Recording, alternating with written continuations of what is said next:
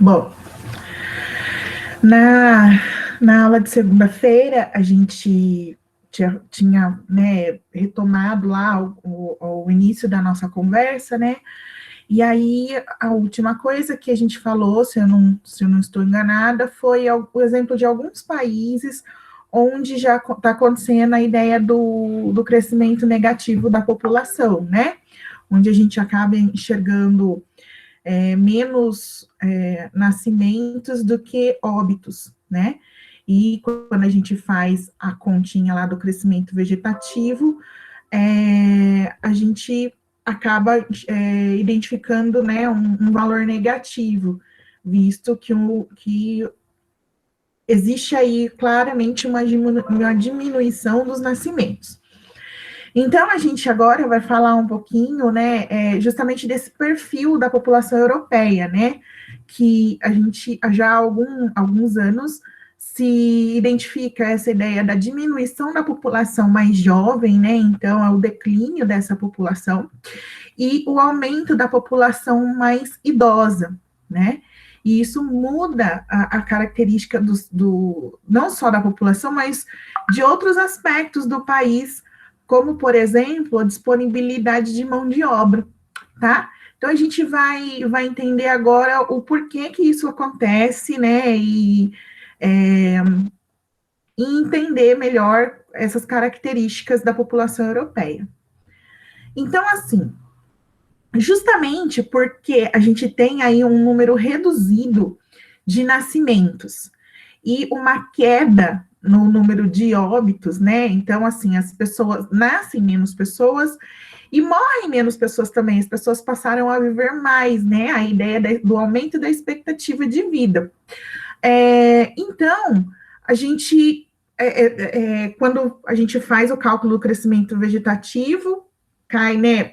Tem país que não chegou no valor negativo ainda, mas o crescimento é muito pequeno, né? Então, naturalmente, o número de jovens na Europa como um todo vem diminuindo, né? Aí, junto com isso, as melhores condições de vida, além da questão, né, do padrão de vida aí mais elevado, ou seja, né, pessoas que têm aí uma situação financeira um pouco melhor, onde torna possível, né, que as pessoas tenham acesso a melhor alimentação, a melhores serviços de saúde, faz com que elas consigam, então, ter uma vida, né, quando as pessoas vão ficando mais velhas, vai conseguindo chegar aí numa condição de vida melhor, né, uma velhice melhor, com mais cuidados, né. Se você chega na velhice com mais cuidados, então ali com acompanhamento médico, com... A galera chegando aqui, peraí, gente. Com acompanhamento médico, com uma alimentação adequada, com momentos de lazer, com ocupações aí para sua mente, tudo isso estimula e faz com que as pessoas vivam mais, né? E isso aconteceu na Europa. Então, a expectativa de vida aumentou. Então, só para a gente ter uma ideia, né? Ó, em 2005, então lá no início do século XXI, a população europeia que tinha mais de 65 anos era igual, né, ó, numericamente igual à população de 0 a 14 anos. Então, o que isso quer dizer? Em 2005, a quantidade de pessoas idosas com mais de 65 anos era a mesma que da população de 0 a 14 anos, ou seja, de crianças e adolescentes. Existe uma ideia, né, uma estimativa aí, que se for mantida a tendência que os demógrafos vêm acompanhando, em 2050, a população idosa deverá ultrapassar a população de até 14 anos em mais de 87 milhões de pessoas. Então, assim, a gente está partindo de uma ideia que a proporção é igual, mas nós estamos em 2021, aí na sequência dos próximos 29 anos, e imagina-se que vão ter muito mais idosos do que jovens na Europa. Aqui eu vou fazer um parênteses, né? Quando dessa estimativa, a gente não sabia que nós passaríamos por essa situação da pandemia. Então, pode interferir nessa projeção? Pode. A gente conversou sobre isso na outra aula, sobre as mudanças aí que a gente vem observando devido, né, ao número alto de óbitos. Então, esse número pode ser um pouco diferente por conta dessa situação que não foi imaginada, né, quando quando os demógrafos pensaram nessa projeção para 2050 na Europa, tá bom? Então, esse número pode ser um pouco menor? Pode, mas existe uma tendência de que a Europa terá muito mais pessoas idosas, mas muito mesmo, do que pessoas jovens, tá? Ô, professor, Oi. O Brasil está ficando parecido, né? Porque, se não me engano, tem acho que 50 milhões de idosos no Brasil. Então, a gente tem que fazer algumas ressalvas, né? Primeiro, que a gente está falando aqui de um conjunto de países. Segundo, o Brasil está num estágio da transição demográfica diferente do estágio europeu. Mas a gente caminha, sim, para um envelhecimento da população. Isso é uma tendência também. Mas digamos que nós estamos em momentos distintos, né? Imaginando que isso fosse, sei lá, fosse uma corrida, o Brasil está bem atrás da Europa, tá? Então a gente tá caminhando para o final da prova, mas a gente está um pouco atrás, né? Então, aqui, para a gente chegar no que está acontecendo na Europa, vai levar um pouco mais de tempo, tá bom? Mas está certo você pensar que a gente está caminhando, sim, para um envelhecimento da população, tá bom? Vamos lá. Então, assim, pessoal, aqui tem um mapinha que eu queria que vocês prestassem atenção, só para a gente conversar, entender um pouquinho, ó. Da Europa, estimativa de esperança de vida média entre 2015 e 2020. Então, se a gente observar, né, a menor expectativa de vida aí é de 73 anos, que são aí esses países um pouco mais para o amarelo. Então, ó, a Rússia está na expectativa de 73 anos, por exemplo. Né? Depois a gente tem de 73,1 a 75. Aí nós temos outros países aqui.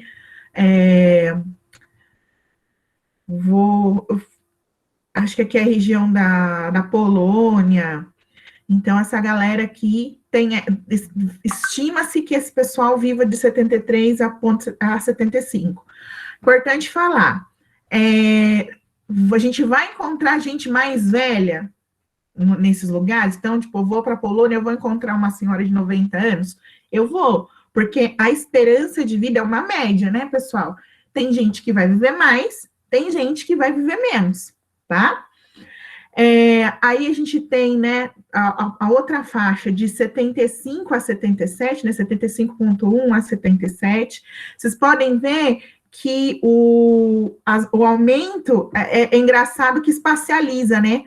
Conforme a expectativa de vida aumenta, a gente vai vendo as cores ficando mais escuras, mais para oeste, né? A parte leste, a parte oriental da Europa, tem os menores índices de esperança de vida. A parte ocidental, a gente vê que as cores vão ficando mais escuras e a expectativa de vida aumenta, né? Então, isso tem relação também com a maneira de vida, tem relação com as políticas implementadas nesses países, visando aí o bem-estar da população. Então, tudo isso interfere, tá? Então, só para a gente ter noção, ó, tem país como a Itália, a Espanha, Portugal, a França, a expectativa deles é de 79,1 a 84 anos. Então, é uma expectativa de vida muito alta. Estima-se que essas populações vão viver aí até uma idade bem avançada, né? A título de comparação, A expectativa de vida no Brasil, a última estimativa que a gente teve era de 75,6, se eu não me engano, anos. Então, em média, um brasileiro vive isso. É óbvio que esse número também, ele muda, gente, de acordo com o grupo que a gente está olhando. Isso, de maneira geral, quando você separa entre homens e mulheres, a expectativa de vida das mulheres é maior do que a expectativa de vida dos homens. Alguém sabe por que que isso acontece? Por que que as mulheres... Porque a gente tem senso, professora. Porque a gente tem senso. A gente sabe ver qual que é o risco da coisa. Os homens faz coisa que não deve. Olha, Ana Caroline, parece piada, mas infelizmente isso é uma das coisas, sim, né? Os homens tendem a se arriscar mais em algumas situações do que as mulheres, mas tem uma coisa que vamos dizer assim, que é um pouco mais séria, vamos dizer. As mulheres, de maneira geral, elas cuidam melhor da saúde, elas vão mais ao médico. A gente tem uma rotina de consultas de rotina, vamos dizer assim, né?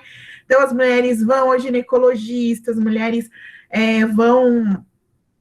fazem seus exames uma vez ao ano, pelo menos, né? Então, elas estão acompanhando a saúde delas. Então, se por acaso ela descobre que está doente, geralmente descobre-se que está doente no início. Então, dá tempo de tratar e aí evitar os óbitos. Existe uma resistência por parte dos homens, a gente espera de verdade que isso mude, né? Que eles passem a cuidar mais da sua saúde mesmo. Então, de maneira geral, só um minutinho, Alice. Não, tá. Não, tudo bem. De maneira geral, é por isso.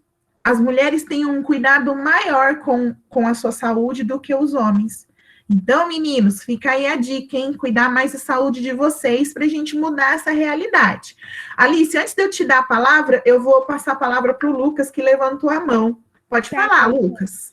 Professor, por que eu vou querer viver muito? Porque aí eu vou sentir dor, eu vou estar muito... Eu quero morrer jovem. Eu aproveitar a vida jovem, aí eu morro jovem, eu não fico com dor quando eu ficar velho. Eu não tenho problema de saúde. Então, deixa eu te contar uma coisa, Lucas. Conforme você for crescendo e amadurecendo, essa sua visão vai mudar. Porque assim, a gente aprende a gente vai aprendendo ao longo da nossa vida, né? E aí, assim, daqui uns 20 anos, né? Talvez você lembre dessa nossa conversa e talvez você já não tenha mais essa opinião. Mas eu entendo o que você está falando. Tem muita gente que pensa assim, né? Que ao envelhecer, a gente vai passando mesmo, né? Por dores, algumas situações que talvez a gente precise de ajuda de outras pessoas. Isso pode acontecer? Pode. Mas de verdade, gente, pode acontecer com a gente jovem também. Essas coisas, né? A gente tem que cuidar da gente sempre, né? Não só pensando aí na velhice, tá certo? Mas, sério, daqui uns 20 anos, eu tenho muita certeza que você já vai pensar de outro jeito. Alícia, pode falar. Então, meu pai é totalmente o contrário. Ele sente uma dor na ponta do dedo e já cai no médico porque tá achando que quebrou, que aconteceu alguma coisa. Ele é muito desesperado. Mas isso não é ruim, Alícia. Então, assim, se ele se preocupa e se cuida, isso é muito bom. Mas isso que eu estou explicando para vocês é uma tendência, né, que a gente observa. Sim. Certo? Deixa eu ver aqui algumas comentários do chat. A Ana Caroline tinha falado aqui, né? Que vai acontecer, tipo, no Japão, que acaba chamando descendente de japonês para trabalhar lá. Na verdade, a gente até já comentou que existe esse incentivo para que os casais tenham filhos. Por quê? Até existe gente para fazer o trabalho, principalmente o trabalho que eles não querem fazer, que são os imigrantes. No entanto, nem todo país é receptivo para essas pessoas, tá?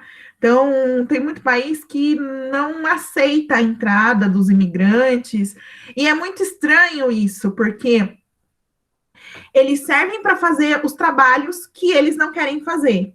Mas, ao mesmo tempo, existe todo um sentimento de proteger o povo daquele lugar, que daí faz com que eles sejam muito hostis com imigrantes. Então, tem essa situação. Aí o Vinícius Souza colocou aqui também. Não, professora, ir no exame de próstata deve ser muito estranho.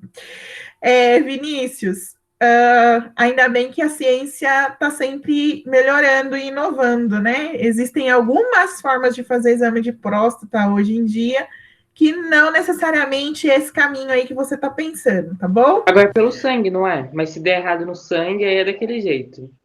Então, só faz do jeito tradicional aí quando existe alguma dúvida, né? Como se fosse para um viés de confirmação. Mas tem exame de sangue e, sei lá, até chegar a idade de vocês fazerem isso, vão existir outros métodos. Então, gente, cuidem-se. Isso é que é o mais importante. Beleza? Então, vamos retomar aqui.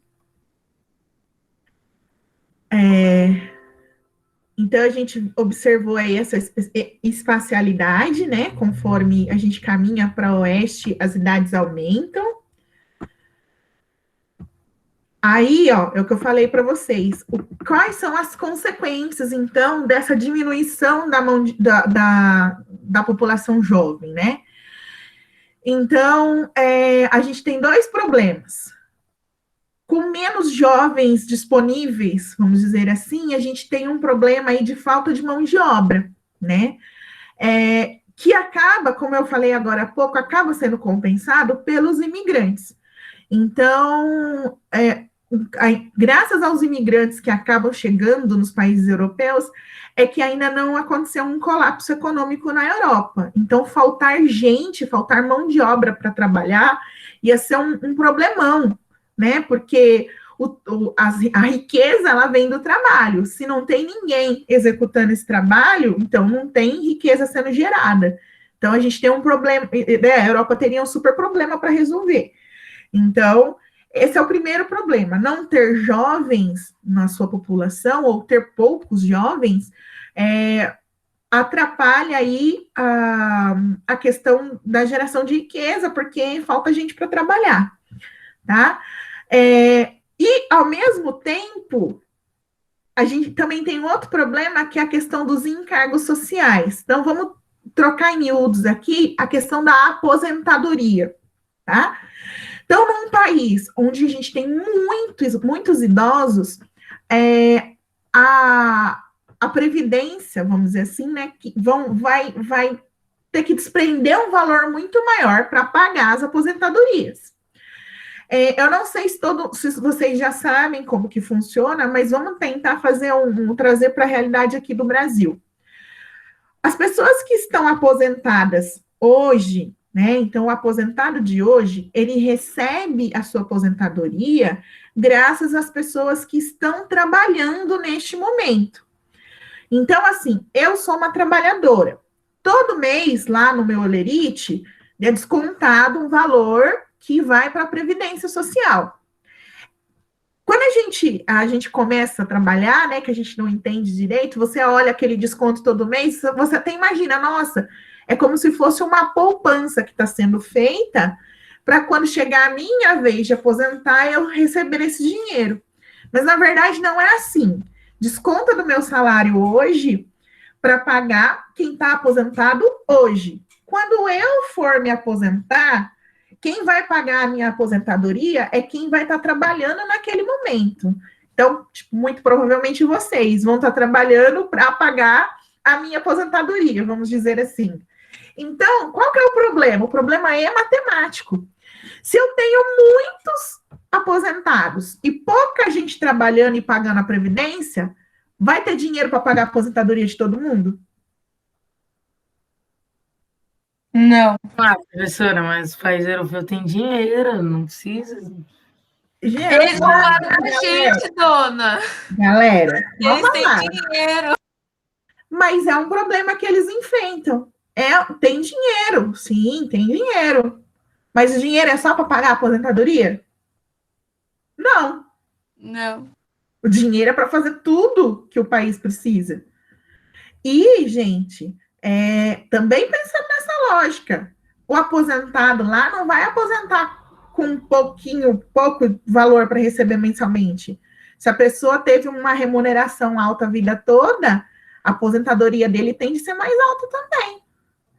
Então, precisa, não tem dinheiro guardado para pagar a aposentadoria das pessoas mais velhas. Então, se eu tiver muito mais gente aposentada do que trabalhando, a conta aí não vai fechar, entendeu? Sempre vai faltar dinheiro. Então, isso é um problema muito grande para resolver. E é um problema, como o Paulo mesmo falou, se o Brasil está caminhando para ter mais idosos do que jovens, esse problema também vai bater a nossa porta. A gente também vai ter esse problema. Aí a gente pode até pensar nas reformas que foram feitas em relação à Previdência. Aumentar a idade com que a pessoa se aposenta é um jeito de protelar, né? De empurrar para frente o momento em que essas pessoas vão poder receber seus benefícios. Sem contar que quando eu aumento a idade para a pessoa se aposentar, eu também estou apostando na possibilidade dela não se aposentar. Ela pode morrer antes disso. Então, isso também é uma coisa a se pensar, né? Se tem algumas atividades em que a pessoa consegue trabalhar por mais tempo, tem outras que não. Por exemplo, vamos pensar em alguém que trabalha cortando cana. Você acha que uma pessoa de 70 anos vai conseguir ir lá ficar cortando cana embaixo de sol o dia todo? Não.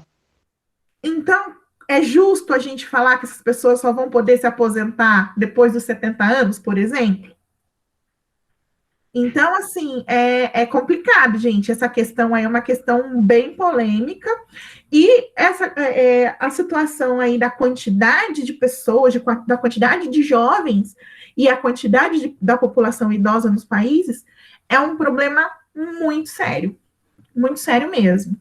Então, vou de novo fazer um parênteses. Tudo isso que está acontecendo em relação à pandemia, a quantidade de pessoas que estão morrendo, a quantidade de pessoas que estão nascendo, tudo isso, gente, vai refletir. Quando tudo isso passar, que a gente acredita que vai passar um dia, quando passar, a gente vai começar a entender os impactos de tudo isso nesses processos aqui de sustentação da economia, né, da população economicamente ativa e das pessoas que vão se aposentar. Isso vai ter um reflexo que a gente só vai, na verdade, entender quando tudo isso passar. Tá bom? Até aqui, gente, tudo bem? Vocês estão conseguindo entender? Deixa eu falar uma coisa. Sim. A amiga da minha mãe, ela ia se aposentar, mas aí por causa da pandemia, teve que estender por mais um tempo. Ela já tá na idade, já ia se aposentar, ela foi lá, mas aí falou que não ia se aposentar por causa da pandemia. Aí tinha que ficar uns anos ainda. Na verdade, é assim, como teve mudanças, talvez que não seja diretamente por conta da pandemia, Lucas, mas teve mudança nas regras de aposentadoria. Então, tem muita gente que estava para aposentar agora, por exemplo, só que quando você vai, né, no órgão responsável que cuida disso, vai ver lá os nossos documentos, acaba identificando que ainda falta 1, 2 anos para a pessoa poder ter direito de se aposentar, por conta dessas mudanças que tiveram nos últimos tempos. Então, assim, ainda tem isso, né, de ter que protelar, porque, teoricamente, a gente ainda está devendo um tempo. Deixa eu ver aqui. A Ana Caroline está perguntando da professora Sueli, mas a professora... Então, é isso que eu estou falando, gente, leva um tempo. Então, a gente pede a aposentadoria, mas tem que esperar, né, toda a documentação ser verificada.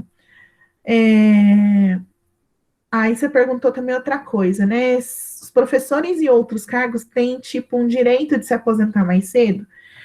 Existem profissões que têm, né, o direito ao que a gente conhecia como aposentadoria especial. Geralmente, aí, profissões que apresentam alguma periculosidade, enfim, existe uma lista de características ali que define quem pode aposentar um pouquinho antes. Os professores eram, mas com essas reformas que eu falei, essas mudanças nas regras da aposentadoria, a gente não tem mais o direito de aposentar antes. Então, a gente não tem mais aposentadoria especial. Então, a gente tem que trabalhar normalmente como a maioria das categorias até conseguir a aposentadoria. Certo? Bom, voltando aqui ao texto. Eu estou de olho na hora para eu poder fazer chamada também. Mas vamos lá. Aí tem a questão que eu tinha, né? Peraí. Ó, aí só para concluir essa ideia da mão de obra e dos imigrantes. Então, na verdade, existe um dilema na Europa, porque assim, existe uma série de políticas restringindo a imigração. Como eu disse para vocês, nem todos os países europeus gostam de receber imigrantes, não querem gente de fora vivendo nos seus países. Só que eles precisam dessa mão de obra para manter, né, a sua economia funcionando. E estima-se que em 30 anos, então, batendo lá com 2050, que a gente viu no texto anteriormente, um quarto da população de vários países, como aí, né, a Alemanha, a França, o Reino Unido, a Áustria, Itália, a Espanha, entre outros, vai estar aposentada. Então, é muita gente nesse processo de ser atendido aí pelas políticas sociais, né, pela Previdência. Bom, dentro dessa ideia, alguns países aí praticaram aí algumas políticas para incentivar que os casais passassem a ter mais filhos, né? Então, por exemplo, na Alemanha, para incentivar que os casais tivessem filhos, eles estenderam a licença maternidade para até 3 anos após o nascimento da criança, sem corte de salário. Então, assim, alguém sabe quanto tempo é a licença maternidade aqui no Brasil? Vocês têm ideia? 3 meses? 9? 6? Não sei, dona. É um ano. Então, vamos lá. Na iniciativa privada, ou seja, para quem trabalha no setor privado, a licença maternidade é de 4 meses. No serviço público, né, para o funcionalismo público, pode chegar a 6 meses. A Alemanha está deixando as mães 3 anos em casa, sem corte de salário, para que elas possam cuidar das suas crianças. Tá precisando, professora, tá urgente. Entendeu? Olha a diferença, né? Olha a diferença da tratativa para fazer com que né, os casais alemães aí venham a ter filhos. E também existe aí outros tipos de benefício, como aí valores em dinheiro. Eu até comentei com vocês do caso da França, que estava lá custeando a criação da criança por 2 anos. A garantia que essa criança vai ter creche para ela ficar quando essa mãe precisar voltar a trabalhar, a assistência médica também garantida para as crianças e até redução aí de impostos que as pessoas pagam. Tudo isso tem sido implementado para incentivar as pessoas a terem filhos e muitas dessas ideias foram copiadas por outros países da Europa. Então, gente, só para título aí da gente ter essa ideia, né, para oferecer tudo isso, eles estão praticamente pedindo, por favor, tenham filhos, né? Em outros lugares do mundo, a gente não observa esse mesmo empenho, né, para pedir para as pessoas se reproduzirem. Professora, enquanto a Tina tá lá, por favor, não tenham filhos. A mãe tá lá, vai logo, vai, tenho filhos, fica 3 anos em casa cuidando dos seus filhos, a gente paga tudo. Então, Ana Carolina, eu vou te dar um spoiler, hein, das próximas aulas. Então, A China já está pedindo para as pessoas terem filhos. mentira, Aguarda a não aula mudou da tudo. China. Aquelas assim, aguarda a aula da China. Porque já mudou também a situação por lá. Mas aí a gente vai conversar com mais profundidade na aula da China, tá bom? Nossa, professora, mas a Índia não pode ter mais filho. Professora, o pessoal lá, às vezes... Mano, lá é... Professora, eu tinha visto alguma vez lá que a Índia é um país... Não é desenvolvido, é um país subdesenvolvido, porque tem muito trabalho escravo lá. Na Aí, por verdade, causa de questões sociais, ela não é desenvolvida. então, na verdade, o fato de ser desenvolvido ou não desenvolvido não são só essas características que você cita que fazem com que a gente classifique um país assim, né? É um pouco mais complexo. E sério, gente, aguenta aí, China e Índia, a gente vai falar nas próximas aulas, tá bom?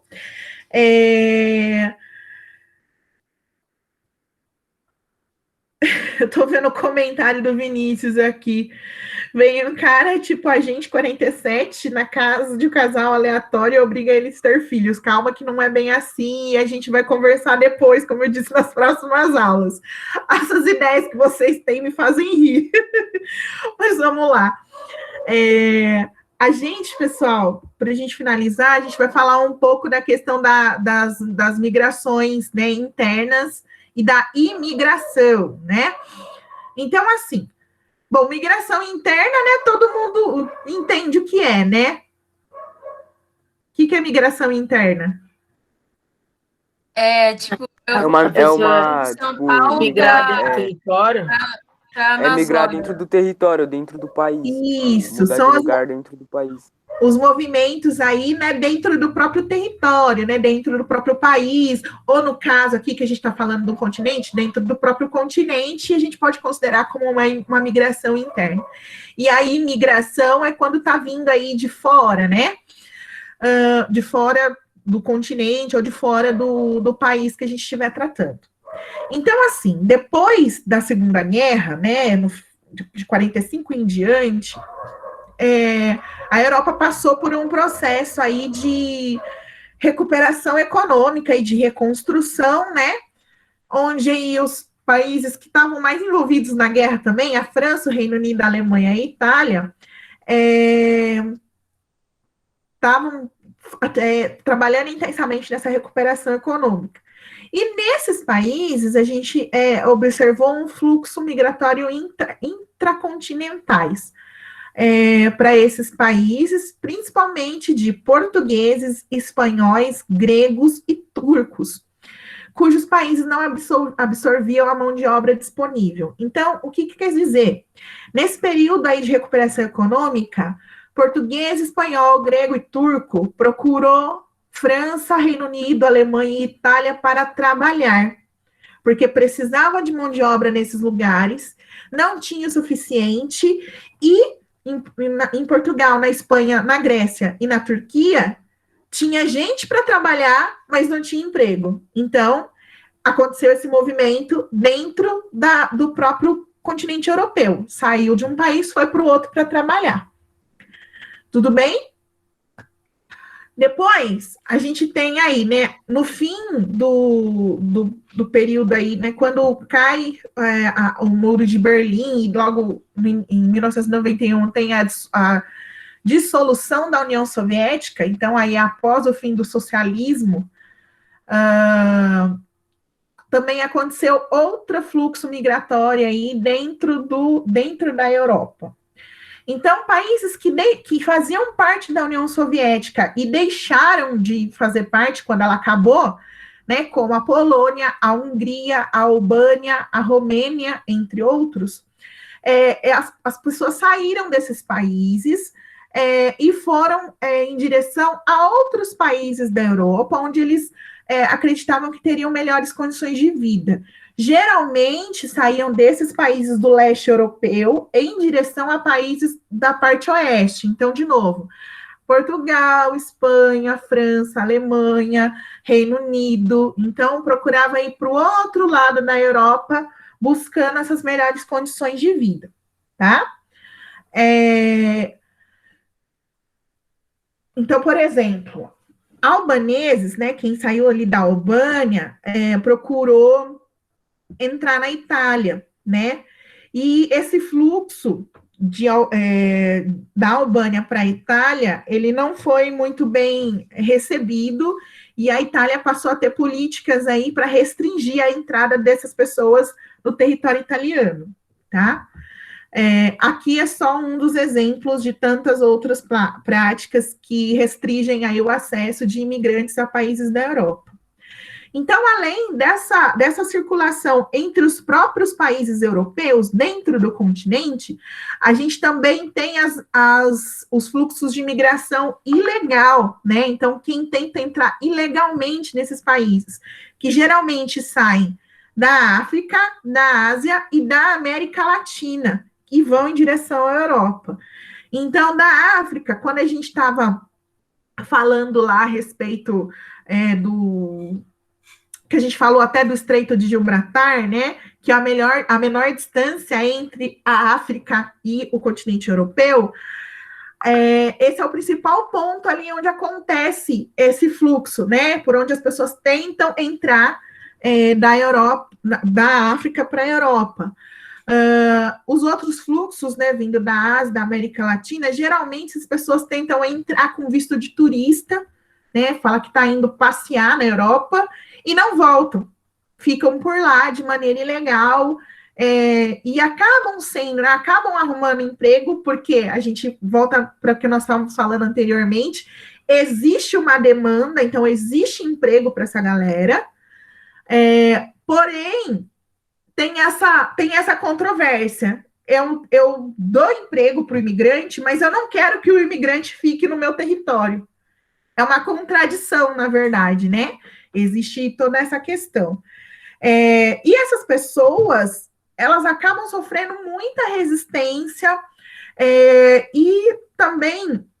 Por quê, né? Por que existe? Porque justamente essas pessoas topam fazer esses trabalhos que os europeus não fazem, vamos dizer assim. Então, trabalhos como no setor de limpeza ou no setor alimentício, né?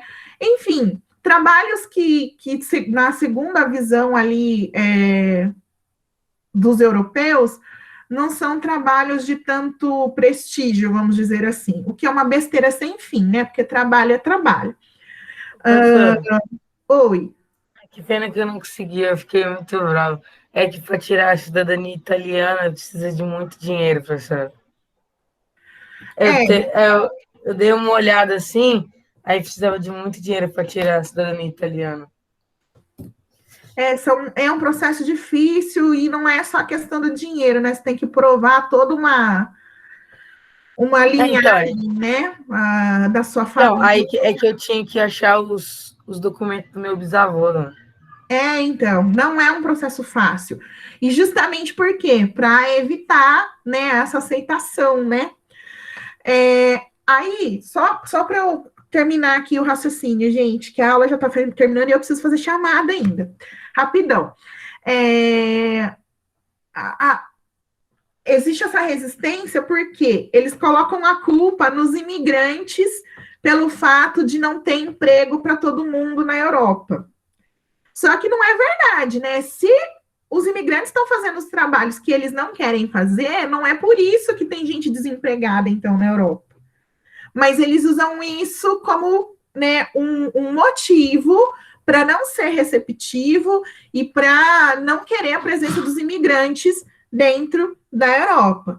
E isso faz, né, existe um anseio da população europeia para que as políticas que restringem a imigração sejam cada vez mais severas, né? Se a gente a gente vai falar ainda mais para frente da questão, né, da União Europeia e da saída do Reino Unido, né, da União Europeia, está totalmente ligada aí com as políticas de imigração, tá?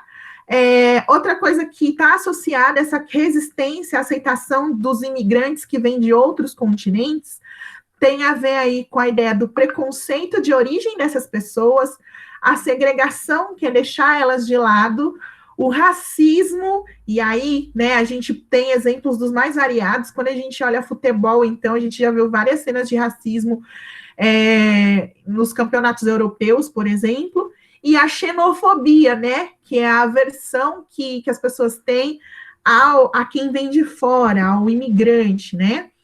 Então, assim, esse ambiente de aversão, ele é muito